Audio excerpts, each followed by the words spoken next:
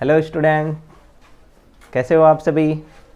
I think सब अपने घर पे होगे, हैप्पी होगे, अच्छे से रह रहे होगे, है ना। और कोरोना के गाइडलाइन का पालन कर रहे होगे। ठीक है स्टूडेंट, तो फोकस करना अब आप अपने बोर्ड पे और देखना कि अभी जो हम स्टडी करने वाले हैं हाइड्रोलिक मशीन को, किसको स्टडी करने वाले हैं, हाइड्रोलिक मशीन को। थोड़ा सा भी इन जनरली आपको डिस्क्रिप्शन दे देता हूँ, थोड़ा सा इसके बारे में मैं आपको बताता हूँ, रिकॉल करा देता हूँ। पहले जो हमने किया है फ्लूइड मैकेनिक्स में, इन जनरली सबको याद होगा कि जब हमने फ्लूइड मैकेनिक्स पढ़ा था तो वहाँ पे एक आपका चैप्टर आया था जिसका नाम था आपका फ्लूइड डायनामिक्स। किया था वहाँ पे फ्लूइड डायनामिक्स। जब हमने वहाँ पे स्टडी किया था तो वहाँ पे हमने देख लिया था, दो बातें इन जनरली पढ़ा था। उसको क्या था आपका, पहला था आपका एक कंटिन्यूटी इक्वेशन और दूसरा था आपका बर्नौली इक्वेशन। क्लियर है। तो जो हम स्टडी करेंगे इन हाइड्रोलिक मशीन्स में जनरली हम पढ़ने वाले हैं इम्पल्स मोमेंटम इक्वेशन को। किसको पढ़ने वाले हैं हम, मोमेंटम इक्वेशंस को। बट जब हम हाइड्रोलिक मशीन्स पढ़ेंगे या फिर हम फ्लूइड मशीनरी भी कहते हैं, क्या कहते हैं इसको हम, फ्लूइड मशीनरी या फिर फ्लूइड मशीन। क्लियर है। जब हम फ्लूइड मशीन के बारे में बात करेंगे तो हम देखेंगे कि फ्लूइड मशीन होता क्या है, फ्लूइड मशीन आपके कितने तरह के होते हैं, इसके क्लासिफिकेशन किसके बेसिस पे किया जाता है, ये सारी बातें हम देखने वाले हैं। ठीक है स्टूडेंट, जब हम ये सारी बातें देखेंगे तो वहाँ पे हम रिकॉल करते हुए चलेंगे। एफएम के भी चीज़ें कुछ कुछ होगा तो उसके भी क्वेश्चंस वगैरह करते जाएंगे। उसके बाद जो हम थ्योरी सेक्शन देखेंगे हाइड्रोलिक्स में, और वो थ्योरी सेक्शन हम सिर्फ एसएससी जेईई के पॉइंट ऑफ व्यू से नहीं देखेंगे, हम उसको गेट के पॉइंट ऑफ व्यू से भी देखेंगे और ईएससी के पॉइंट ऑफ व्यू से देखेंगे। दैट मीन्स मेरा कहने का मतलब है कि हम जो भी स्टडी करेंगे हम थ्रू आउट स्टडी करने वाले हैं। ऐसा कुछ भी नहीं रहेगा कि जो हम छोड़ के चलेंगे या फिर हम जो बोलेंगे ये चीज़ें अपने को नहीं करना। अपने को हर एक चीज़ करना है, हाइड्रोलिक्स के एक एक पोर्शंस को आगे कंप्लीट करते हुए जाना है। ठीक है स्टूडेंट, और एक चीज़ मैं बोल दूंगा, जिसमें आप ये वीडियो देख रहे होगे उसी समय आप कोशिश करना कि आप अपना नोट्स बना लो। ठीक है, और जब तक आपका ये नोट्स चलता रहेगा वो आपका फ़ायदा करेगा। नोट्स अगर बने रहेंगे आपके पास तो लिखे हुए रहेंगे तो आप जितना अच्छा कोशिश हो पाएगा उस चीज़ों को आप फिर से आप रिकॉल करके पढ़ सकते हो। क्लियर है। और जो भी डाउट्स रहेंगे वो आप कमेंट सेक्शन में कर देना या फिर इंस्टीट्यूट के जो नंबर हैं उस पर आप मैसेज कर देना, या फिर मुझे भी पर्सनली मैसेज करना होगा तो आप मैसेज कर लेना। ठीक है, जो डाउट्स होंगे वो डाउट्स क्लियर कर देंगे। ठीक है स्टूडेंट, तो हम स्टार्ट करते हैं अपना हाइड्रोलिक मशीन या फिर फ्लूइड मशीनरी। क्लियर है। जो आपका फ्लूइड मशीनरी है, जो आपका फ्लूइड मशीन्स हैं, आई होप कि सबको दिखाई दे रहा होगा। जो आपका फ्लूइड मशीन है ये एक डिवाइस है। क्या है आपका, एक ये डिवाइस है जो कि क्या कर रहा होगा, कुछ ना कुछ वर्क कर रहा होगा, कुछ ना कुछ काम कर रहा है, क्या कुछ ना कुछ कन्वर्ट कर रहा होगा। क्या कन्वर्ट कर रहा होगा, थोड़ा ध्यान देना इधर। फ्लूइड मशीन जो है आपका, फ्लूइड मशीनरी जो है आपका, वो करता क्या है, energy stored in fluid mass, energy stored in fluid mass को कन्वर्ट करेगा मैकेनिकल एनर्जी में। किस में कन्वर्ट करेगा मेरे प्यारे स्टूडेंट्स, मैकेनिकल एनर्जी में। क्लियर है। इतना सा ध्यान रखना। क्या बोला हमने कि जो फ्लूइड मशीनरी रहेगा, फ्लूइड मशीन रहेगा, वो कर क्या रहा होगा, वो एक डिवाइस है जो energy stored in fluid mass को कन्वर्ट करेगा मैकेनिकल एनर्जी में, एंड मैकेनिकल एनर्जी को कन्वर्ट करेगा स्टोर्ड एनर्जी इन फ्लूइड मास में। क्लियर है। वाइस वर्सा बहुत इंपॉर्टेंट बात है, ये बात याद रखना। फ्लूइड मशीनरी, फ्लूइड डिवाइस जो है ये आपका energy stored in fluid mass को कन्वर्ट करेगा मैकेनिकल एनर्जी में, और मैकेनिकल एनर्जी कन्वर्ट करेगा आपका एनर्जी स्टोर्ड इन फ्लूइड मास में। क्लियर है। ये आगे की ओर हम देखेंगे कि जब हम energy stored in fluid mass को मैकेनिकल एनर्जी में करते हैं तो इस तरह के डिवाइस को क्या कहते हैं। जब हम एनर्जी, मैकेनिकल एनर्जी को कन्वर्ट करेंगे हम एनर्जी स्टोर्ड इन फ्लूइड मास में तो इस तरह के डिवाइस को क्या कहेंगे। ये सारी हम जाएंगे डीपली, एक एक करके देखेंगे। बट अभी हम देखते हैं, पहले इन सारी बातों को पहले एक बार क्लियर करते हैं कि जो फ्लूइड मशीन था यहाँ पे दो बातें आ गया। एक बात था आपका एनर्जी स्टोर्ड इन फ्लूइड मास, एक आपका बात है मैकेनिकल एनर्जी के बारे में। क्लियर है। तो यहां से हमें पहले दोनों बातें क्लियर कर लेते हैं कि एनर्जी स्टोर्ड इन फ्लूइड मास होगा तो ये किस फॉर्म में होंगे। सही बात है, ये आपके किस फॉर्म में होंगे। तो ध्यान रखना इस बात को, थोड़ा सा देखो इधर, थोड़ा सबको गौर करना कि ये चीजें हैं क्या। जो आपका फ्लूइड है, फ्लूइड इन जनरली आपके दो वे में हो सकते हैं। कैसे हो सकता है, एक आपका रेस्ट में हो सकता है और दूसरा आपका मोशन में हो सकता है। किसमें हो सकता है आपका, एक रेस्ट में रह सकता है और एक आपका मोशन में रह सकता है। तो थोड़ा ध्यान देना, रेस्ट में रहे या मोशन में रहे, एनर्जी तो स्टोर दोनों वे में हो सकता है। और क्या जो एनर्जी स्टोर्ड होगा वो कैसे हो सकता है, थोड़ा ध्यान देना। इस दोनों केस में जो एनर्जी स्टोर्ड हो सकता है वो किस फॉर्म में रहेगा, थोड़ा ध्यान देना। इन जनरली जो हम पढ़ते हैं वो आपका किस फॉर्म में रहेगा, पोटेंशियल एनर्जी के फॉर्म में। किस फॉर्म में रहेगा, पोटेंशियल एनर्जी। दूसरा किस फॉर्म में रहेगा, ये आपका काइनेटिक एनर्जी। तीसरा जो आपका रहेगा वो रहेगा आपका इंटरमॉलिक्यूलर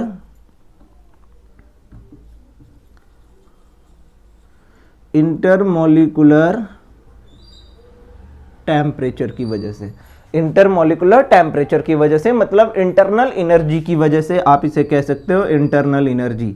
सबको पढ़े भी होंगे, इंटरनल एनर्जी फंक्शन होता है टेम्परेचर का। किसका फंक्शन होता है, टेम्परेचर का। जो आपका मॉलिक्यूल्स रहेंगे अगर वो डायनामिक में है तो वो हमें पता है कि फ्लूइड अगर मोशन में है दैट मींस मॉलिक्यूल्स के बीच में कुछ ना कुछ मोशंस भी हो रही होगी, तो उस वजह से उसमें भी कुछ ना कुछ एनर्जी स्टोर्ड आपका हो सकता है। और जो आपका वॉल्यूम रहेगा वो आपका कंट्रोल वॉल्यूम भी हो सकता है। क्लियर है स्टूडेंट? आगे देखेंगे कंट्रोल वॉल्यूम हम क्यों लेते हैं, कैसे इसकी स्टडी करते हैं, वो सारी बातें हम डीपली स्टडी करेंगे इन सारी चीजों में।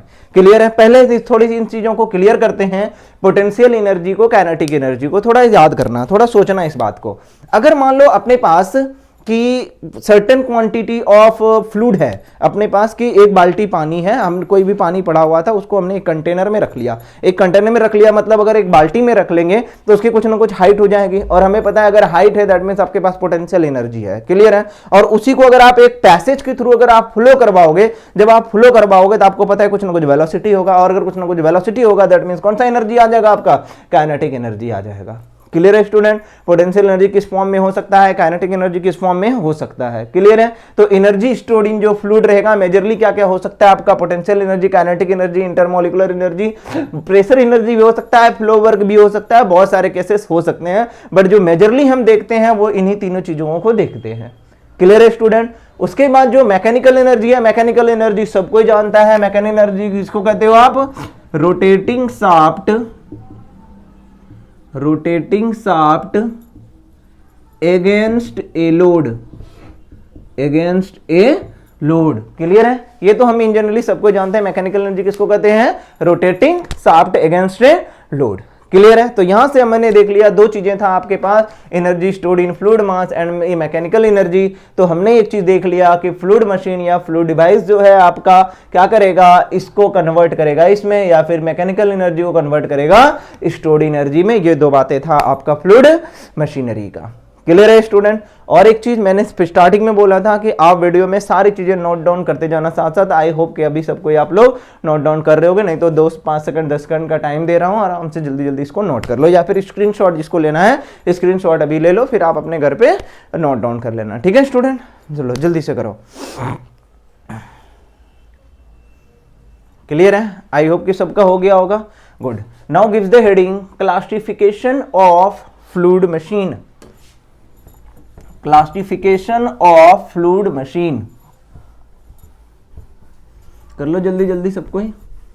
क्लासिफिकेशन ऑफ फ्लूइड मशीन देखते हैं कि इसका जो क्लासिफिकेशन होता है किसके बेसिस पे करते हैं और कितने टाइप के होते हैं, ये सारी चीजें भी हम देखते देखते चलेंगे साथ साथ, है ना। कि इसके जो डिराइवेशन करेंगे या फिर जो इसको हम लोग डिफरेंशिएट करेंगे कैसे करेंगे, ये सारी बातें हम साथ साथ अभी पढ़ते हुए चलेंगे। क्लियर है? चलो देखो इधर सबको ध्यान से थोड़ा सा कैसे करेंगे इसका क्लासिफिकेशन।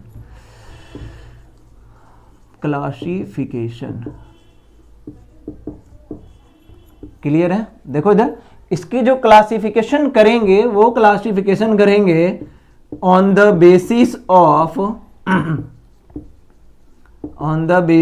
ऑफ किसके बेसिस पे करेंगे? फर्स्ट वन ध्यान देना यहां पे, first one direction of energy transfer. Direction of energy transfer देखना, पूरे डीपली पढ़ेंगे सारी चीज को। Direction of energy transfer. दूसरा रहेगा आपका फ्लूइड यूज्ड, कि हम जो फ्लूइड यूज कर रहे हैं, कौन सा फ्लूइड यूज कर रहे हैं, इसके बेसिस पे क्या क्या पॉसिबिलिटी है, क्या क्या आ सकता है। And the very important last one is your principle of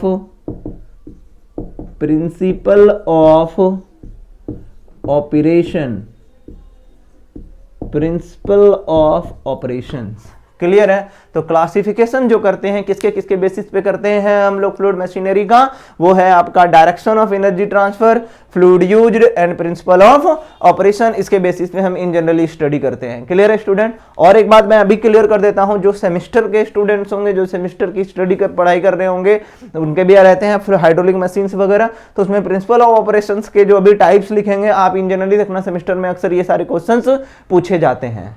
clear है स्टूडेंट? बट उनके लिए भी थोड़ा थोड़ा हम बता देंगे क्या क्या होता है, बट अपना जो कंपटीशन है, अपना जो एसएससी जेईई गेट है, उसके बेसिस पे देखेंगे। और एक चीज बोल देता हूं कि जो हाइड्रोलिक वाले पोर्शन है ये बहुत ज्यादा इंपॉर्टेंट है। अभी के टाइम में जो भी एग्जाम्स आ रहे हैं सारे एग्जाम्स में क्वेश्चन पूछे जा रहे हैं, तो आप इस चीजों को इसकी बिल्कुल भी मत करना, इसको पढ़ के जाना, अच्छा खासा वेटेज रखता है। हमने ऑफलाइन क्लासेस में ये बातें सबको ऑलरेडी डिस्कस करके बता दिया था। क्लियर है?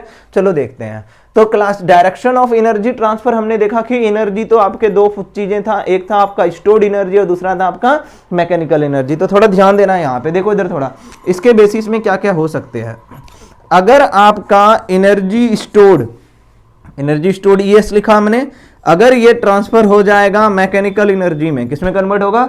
मैकेनिकल एनर्जी में, तो इस डिवाइस को हम कहते हैं टरबाइन। बहुत इंपॉर्टेंट है, क्या कहलाता है ये आपका? टरबाइन। और अगर आप मैकेनिकल एनर्जी को कन्वर्ट कर रहे हो स्टोर्ड एनर्जी में, तो इसी को आप कहते हो पंप। वेरी वेरी इंपॉर्टेंट, समझ में आ गया? क्लियर है स्टूडेंट? कि अगर स्टोर्ड एनर्जी को मैकेनिकल एनर्जी में कन्वर्ट करेंगे तो इसी को कहेंगे टरबाइन, और अगर मैकेनिकल को कन्वर्ट करेंगे स्टोर में, इसी को कहेंगे पंप। सिर्फ और सिर्फ पंप नहीं, और भी इसमें आपके टर्म्स आएंगे जिसमें आपने नाम सुना होगा कंप्रेसर। क्लियर है स्टूडेंट्स? पढ़ेंगे सारी चीजें अलग अलग करके। आपने नाम सुना होगा फैन, आपने नाम सुना होगा ब्लोअर। तो हम ये सारी चीजें भी देखेंगे आगे जैसे जैसे बढ़ेंगे। क्लियर है? अभी सिर्फ हम टाइप्स लिख रहे हैं। क्लियर है? और मेजरली आपने सुना भी होगा हाइड्रोलिक्स में, जब हम स्टडी करते हैं हाइड्रोलिक्स में हम दो ही बातें देखते हैं इन जनरली, कौन कौन सा? Turbine and pump. क्लियर है? बट अपने को सारी चीजें देख लेना है पूरा, जहां तक हम पढ़ेंगे स्पेसिफिक, स्पीड, प्राइमिंग, ये सारी चीजें आपका लास्ट तक करके देखें, उसके बाद आपका कंप्लीट होगा हाइड्रोलिक मशीन। क्लियर है? बस आप बने रहना, लास्ट तक देखते रहना सारी चीजें जैसे जैसे लेक्चर्स आते रहेंगे। क्लियर है? गुड। उसके बाद था आपका फ्लूइड यूज्ड। जो हम फ्लूइड यूज करते हैं इन जनरली फ्लूइड मैकेनिक्स में हमने यही बात देखा था, फ्लूइड जो हम इन जनरली पढ़ रहे हैं वो आपके पास दो ही चीजें हैं, एक है आपका लिक्विड और दूसरा होता है आपका गैस। तो फ्लूइड आप यूज भी करोगे क्या क्या, या तो लिक्विड यूज करोगे या फिर गैस यूज करोगे। क्लियर है? और यहीं से स्टूडेंट जो बात आती है, अगर हम लिक्विड यूज करते हैं तो इसी को आप कहते हो हाइड्रोलिक टरबाइन। क्या यूज क्या कहते हो आप इसे? हाइड्रोलिक टरबाइन, या फिर हाइड्रोलिक टरबाइन बोल दो, या फिर हाइड्रोलिक पंप। हाइड्रोलिक टरबाइन या हाइड्रोलिक पंप। क्लियर है स्टूडेंट? और जब हम गैस के बारे में बात करेंगे तो गैस में वही चीज आने वाला है which is your compressor and fan and blower. Clear है स्टूडेंट? तो जो हमारे कंपटीशन के पॉइंट ऑफ व्यू से इंपॉर्टेंट है वो आपका मेजरली यही पोर्शन जो है आपका सबसे ज्यादा इंपॉर्टेंट है। क्लियर है? प्रिंसिपल ऑफ ऑपरेशन, अगर आप मेंस का पेपर देखोगे तो हो सकता है उस केस में पूछ सकता है एक आध क्वेश्चन, बट मेजरली सेमेस्टर के जो क्वेश्चंस होते हैं उसमें आपका प्रिंसिपल ऑफ ऑपरेशन से ज्यादा क्वेश्चंस पूछते हैं। क्लियर है? तो देखते हैं थोड़ा सा प्रिंसिपल ऑफ ऑपरेशन के बारे में एक बार अच्छे से थोड़ा देख लो, थोड़ा सा क्या है प्रिंसिपल ऑफ ऑपरेशन के बेसिस पे क्या हो सकते हैं। प्रिंसिपल ऑफ ऑपरेशन के बारे में जब आप बात करोगे तो ये आपका दो तरह का होगा। कितने तरह का होगा आपका? दो तरह का होगा। Which is your positive displacement machine, positive displacement machine, and next one is your very very important turbo machine. क्या है आपका स्टूडेंट? एक आपने नाम सुना होगा रोटा डायनामिक भी। क्लियर है? तो उसके बारे में बात करेंगे जब हम चलेंगे रोटा डायनामिक चैप्टर में, वहां पे मेजरली देखेंगे रोटा डायनामिक होता क्या है। क्लियर है? बस अभी जस्ट अपना इतना देख लेना है। प्रिंसिपल ऑफ ऑपरेशन के अंदर दो तरह का होता है, एक कहलाता है पॉजिटिव डिस्प्लेसमेंट, दूसरा होता है आपका टर्बो मशीन। और मेजरली जो आप पढ़ते हो हाइड्रोलिक्स में वो पढ़ते हो किसको? आप टर्बो मशीन्स को। और कैसे पढ़ते हैं टर्बो मशीन्स को ये भी अभी हम देखेंगे। क्लियर है? यहां तक समझ में आ गया। चलो देखते हैं इधर थोड़ा सा एक बार डिस्कस करते हैं इन दोनों के बारे में, फिर आगे की ओर बढ़ेंगे और देखेंगे आगे चैप्टर्स में हम क्या स्टडी करने वाले हैं। तो देखो इधर थोड़ा सा एक चीज हम बता देते हैं थोड़ा सा कि पॉजिटिव डिस्प्लेसमेंट क्या होता है और टर्बो मशीन्स क्या होता है। जब हम इसको डीपली पढ़ेंगे, अपना चैप्टर जब इसका आएगा तो उसमें और भी अच्छे से डीपली देखेंगे, अभी जस्ट क्लासिफिकेशन कर रहे हैं। क्लियर है? तो दो बातें आप ध्यान रखना, एक इसमें और एक इसमें। क्या क्या ध्यान रखना है आपको? जो आपका पॉजिटिव डिस्प्लेसमेंट है इसमें हम देखते हैं change of volume, change of volume. Clear है? चेंज ऑफ वॉल्यूम, और किसका चेंज ऑफ वॉल्यूम देखेंगे? ऑफ फ्लूइड मास का। अभी हम फ्लूइड मास पढ़ रहे थे, फ्लूइड मास के चेंज ऑफ वॉल्यूम देखेंगे। वो भी कहां पे देखेंगे? कंट्रोल वॉल्यूम में। और कंट्रोल वॉल्यूम में ही अपना जो स्टडी रहेगा, जो फोकस रहेगा, जिसे हम रीजन कहेंगे, उसी को हम कहने वाले हैं फ्लूइड मास को। क्लियर है? दूसरा है आपका टर्बो मशीन। टर्बो मशीन जो रहेगा एसेंशियली या फिर जनरली जो डिपेंड्स करता है, वो डिपेंड्स करेगा आपका प्रिंसिपल ऑफ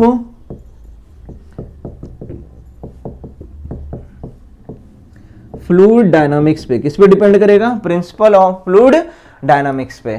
क्लियर है स्टूडेंट? और प्रिंसिपल ऑफ फ्लूइड डायनामिक्स सबने पढ़ रखा है जब हम एफएम पढ़ा रहे थे। क्लियर है? लेकिन वो चीजें नहीं है, आप इस चीजों को थोड़ा ध्यान से देखना। और यहीं से आपकी आगे की कहानी शुरू होने वाली है, जिसे हम कहते हैं fluid principle of fluid dynamics के एप्लीकेशंस। क्या कहलाते हैं ये? वहां पे हमने फ्लूइड डायनामिक्स पढ़ा था, अब हम जो यहाँ पे स्टडी करने वाले हैं वो हम पढ़ने वाले हैं इसके एप्लीकेशंस। पता चल गया क्या अंतर है आपका फ्लूइड मैकेनिक्स में और क्या अंतर है आपका हाइड्रोलिक मशीन्स पे। क्लियर है? यहाँ पे हम स्टडी करते हैं किसके? इसके एप्लीकेशंस को। क्लियर है? और वो एप्लीकेशंस किस बेसिस पे कैसे डिफरेंशिएट हुआ, वही चीज हम आगे डिस्कस करने वाले हैं। पहले इसको थोड़ा बहुत, जिसको लिखना है लिख लो, या फिर जिसको स्क्रीनशॉट लेना है जल्दी से स्क्रीनशॉट ले लो। क्लियर है स्टूडेंट? तो ये चीजें तो आखिर सबने लिख ही लिया होगा, तो मैं इसको मिटा रहा हूं क्लासिफिकेशन को। थोड़ा सा जल्दी जल्दी करना आप लोग, ठीक है? आई होप कि सब कोई पढ़ रहे होगे आराम से अपना, है ना? और घर पे भी आप लोग थोड़ा अपना एफर्ट लगाते रहो। जो वैकेंसीज देखो आ रहे हैं उसके एग्जाम्स भी आ जाएंगे। कोरोना ज़्यादा टाइम तक इस बार नहीं रहेगा, ज़्यादा लोगों को सफ़र भी नहीं कर रहा है, लेकिन हमें फिर भी सावधानी से रहना है। ठीक है स्टूडेंट्स? तो आप अपना घर पे जो आप पढ़ाई कर रहे हो या फिर जो आप पढ़ चुके हो, उसी चीज़ों को आप एक बार दो बार अच्छे से देखते रहो और क्वेश्चन प्रैक्टिस सेट करते रहो। ठीक है? ओके, चलो नेक्स्ट थोड़ा देख लेते हैं टर्बो मशीन्स के बारे में, जो आपका है इसमें कैसे आपको पढ़ाई करने हैं और क्यों ये आपका इंपॉर्टेंट है। दो बातें देख लेते हैं थोड़ा सा इसको जल्दी जल्दी, फिर हम अपना आगे चलेंगे हाइड्रोलिक मशीन्स के आगे डेरिवेशंस वाले पोर्शन पे, और जो आपका पढ़ना है मेजरली इंपल्स मोमेंटम इक्वेशन, उसको हम देखेंगे।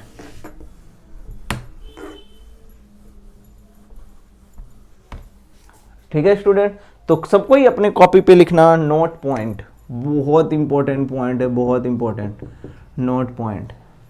क्लियर है? देखो क्या लिख रहे हैं, if turbo machine absorb power then it is called as pump. बहुत इंपॉर्टेंट है। अगर टर्बो मशीन पावर को एब्जॉर्ब करेगा, work done on the system होगा, तो वो कहलाएगा आपका पंप। बहुत इंपॉर्टेंट है, ध्यान रखना है मेरे प्यारे बच्चों। क्लियर है? यहां तक आगे बढ़ते हैं। अगर if turbo machine produce power then it is called as turbine। Very very important. क्या कहलाएगा ये आपके स्टूडेंट्स? टरबाइन। क्लियर है यहां तक? तो दो बातें ध्यान में रखना है, जो आपका टर्बो मशीन है वही आपके पंप है, और जो आपका टर्बो मशीन है वही आपके टरबाइन है। क्लियर है? बस कैसे याद रखोगे आप, जो आपका पावर अगर एब्जॉर्ब करेगा तो वो पंप होगा, और अगर आपका पावर प्रोड्यूस करेगा तो वो आपका टरबाइन होगा। मेजरली अपने को यही दो बातें जानना था। क्लियर है? यहां तक सबको समझ में आ गया? इंट्रोडक्शन जो था क्लियर है यहां तक? बढ़े आगे, थोड़ा छापो इसको फटाफट जल्दी से। क्लियर है? अब हम यहां से स्टार्ट करेंगे अपना जो चैप्टर्स हैं। हमने इंट्रोडक्शन एक बार दे दिया सबको, अब यहां से मेजरली अपने चैप्टर्स की स्टडी हम करेंगे। क्लियर है? तो जिसका हो गया वो हेडिंग करना chapter number 4, impact of jet. Very very important. Impact of jet. जल्दी जल्दी सबको एक बार कर लो, और सबको ही अपने फ्रेंड को, जो भी होंगे जिसके पास नहीं पहुंच रहे होंगे वीडियो, जो घर पे हैं, उसको अपना सबको ही आप लोग लाइक कर देना, शेयर कर देना, सब्सक्राइब कर देना चैनल्स को, ताकि आपको सारे वीडियो एक साथ मिलते रहें। ठीक है स्टूडेंट्स, और सबको बता देना कि अभी क्लासेस चल रहे हैं हाइड्रोलिक्स के, अभी आपको सारे रिकॉर्डेड वीडियो दे देंगे। रिकॉर्डेड इसीलिए दे रहा हूँ, इसके पीछे भी रीजन है, मेजर रीजन क्या है कि अभी मैक्सिमम स्टूडेंट्स के सेमेस्टर के पेपर चल रहे हैं। ठीक है, और 22 तारीख से सेमेस्टर के पेपर भी आने वाले हैं, तो जिसका पेपर आने वाला है उनके फायदे के लिए अभी हमने रिकॉर्डेड वीडियो दे दिया, ताकि जब वो कभी भी जब उनके पास टाइम मिले तो वो आप इन चीज़ों को रस कर लो, ताकि उनका सेमेस्टर का अपना पेपर भी ना छूटे। ठीक है स्टूडेंट, तो आप इन चीज़ों को आराम से देखते रहना, जब मन करे आप इसको पलट के देख सकते हो, तो आपके पास सारी चीज़ें अवेलेबल रहेगा, और जो डाउट्स रहेगा आप जैसे पूछते हो ग्रुप पे, इंस्टीट्यूट पे, आप वैसे ही सारी चीज़ें पूछते रहना। ठीक है स्टूडेंट्स, करें आगे, गुड। चलो देखते हैं, अब अपना आगे की ओर चलते हैं और वहाँ से अपना स्टडी करते हैं आगे वाले चीज़ों को। ठीक है, तो हेडिंग करना आप सबको ही इम्पैक्ट ऑफ जेट। चलो करो सबको ही।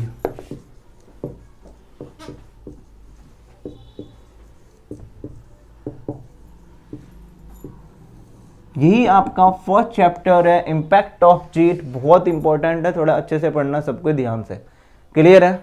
देखो इधर थोड़ा सा, जब आप इम्पैक्ट ऑफ जेट की स्टडी करते हो तो सबसे पहला क्वेश्चन स्टूडेंट को ये दिमाग में आता है कि व्हाट इज जेट। क्लियर है? वो उड़ने वाला जेट नहीं है। क्लियर? देखना बहुत मजा आने वाला है इसमें।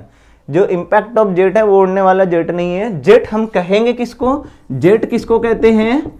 स्ट्रीम ऑफ फ्लूइड को। स्ट्रीम ऑफ फ्लूइड को आप क्या कहते हो? जेट। आप देखे होगे पाइप से जो पानी निकलती है, तो वो जो पानी आगे की ओर निकलता है वही क्या कहलाता है? आपका जेट। और जो आपका बॉडी होगा कैसा होगा? ये आपका एक सिलिंड्रिकल बॉडी है। क्रॉस सेक्शन कैसा होगा? सर्कुलर क्रॉस सेक्शन होगा।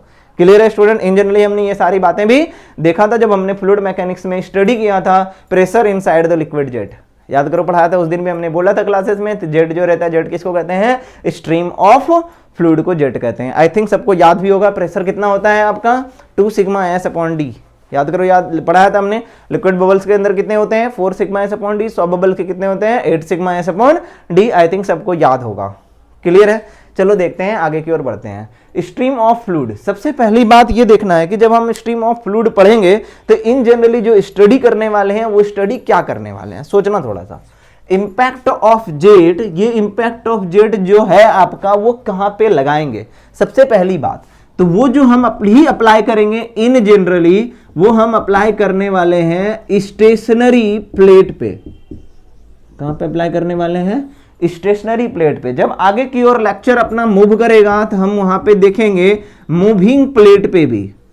आप सबको याद करो, अपने कॉलेज के लाइफ में पढ़े होंगे एक सबसे इंपॉर्टेंट चीज जिसे आप कहते हैं वेलोसिटी ट्रायंगल। तो वेलोसिटी ट्रायंगल का यहां आज हम रटेंगे नहीं, यहाँ पे हम समझ के देखेंगे कि आखिर वो वेलोसिटी ट्रायंगल कैसे फॉर्म करता है। क्लियर है स्टूडेंट? तो पूरा देख लेना। देखो थोड़ा सा इधर, जब हम स्टेशनरी प्लेट देखेंगे, मूविंग प्लेट देखेंगे, तो इसका जो डेरिवेशन करके जो रिजल्ट आएगा वो सबसे इंपॉर्टेंट होगा। बट यहां से अब जो एग्जाम आ रहा है, मैंने बोला था सबको कि अब रिजल्ट से क्वेश्चंस नहीं आ रहा, डेरिवेशन के किसी भी एक पॉइंट से उठा के आपको पूछ दे रहे हैं, जिस कारण हम सारी चीजें डिराइव करके भी देखेंगे और एक एक पॉइंट को समझेंगे, वो पॉइंट्स आपका आया तो आया कैसे। क्लियर है स्टूडेंट? तो अभी जो हम इंपैक्ट ऑफ जेट पढ़ेंगे, इन जनरली किसके पे पढ़ेंगे हम? स्टेशनरी प्लेट पे। जो प्लेट रहेगा वो प्लेट आपका फिक्स रहने वाला। और इसमें और भी क्या क्या ऑप्शंस आ सकते हैं। एक प्लेट जो रहेगा आपका इस तरह से वर्टिकल रहेगा, या फिर जो प्लेट्स रहेंगे वो आपके इंक्लाइंड हो सकते हैं स्टेशनरी में। तो हम दोनों केस में देखने वाले हैं। क्लियर है? दोनों केस में क्या देखेंगे? Force exerted on the plate. Clear है? ये चीजें हम स्टडी करने वाले हैं। क्लियर है? और वो चीजें जो आएगा फोर्स की, जो स्टडी करेंगे इंपैक्ट ऑफ जेट पे, जो हम फोर्स पढ़ेंगे, वो फोर्स सबसे पहले ये देखना है कि ये जो फोर्स है, ये फोर्स आएगा कहां से। क्लियर है? ये फोर्स आपका आएगा कहां से? तो वो जो फोर्स आता है, वो फोर्स सबसे पहले इंपॉर्टेंट बात एक याद रखना, वो आएगा आपका impulse momentum equation.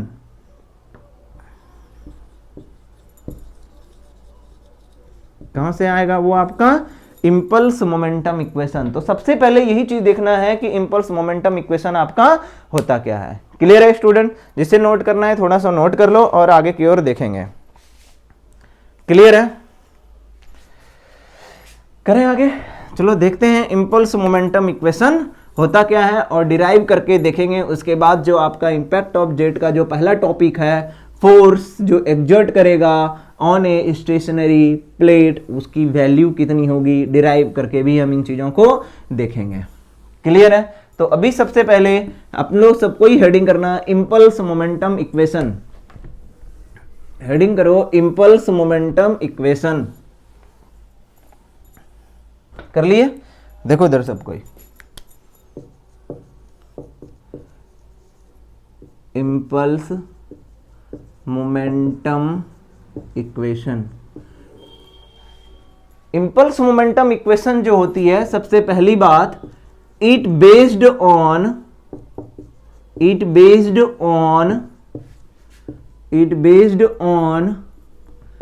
Conservation of momentum. It based on conservation of momentum. ध्यान रखना, मोमेंटम इंपल्स इक्वेशंस जो रहेगा वो किस पे बेस्ड है आपका, based on conservation of momentum. और कंजर्वेशन ऑफ मोमेंटम क्या कहता है, उसका स्टेटमेंट लिख रहा हूं यहां पे। देखो एक एक चीज पढ़ रहे हैं, ठीक है? तो ध्यान रखना, जब टेस्ट लेंगे जिस दिन क्लास में, उस दिन सबको आना और वहां से सारे क्वेश्चंस लगना चाहिए, ठीक है? क्या कहता है स्टेटमेंट, क्या कहता है आपका इसका, वो कहता है the force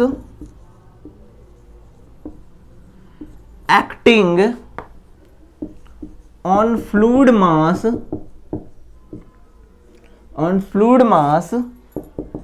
is equal to rate of change of momentum।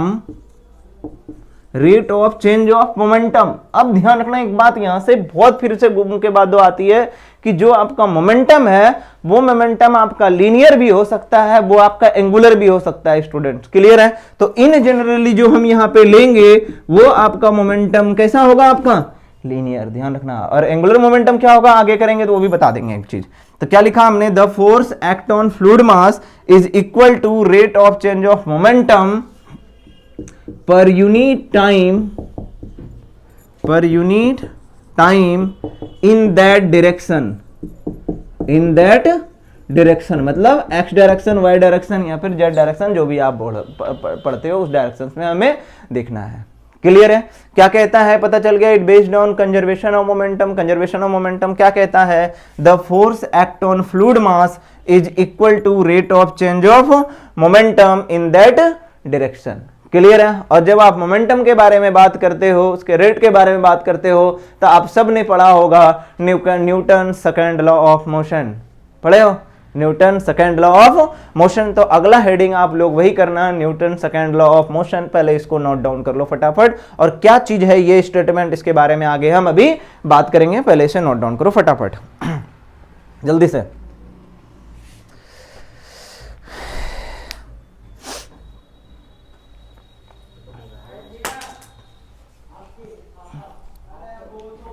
कर लिए? चलो देखते हैं, करूं आगे।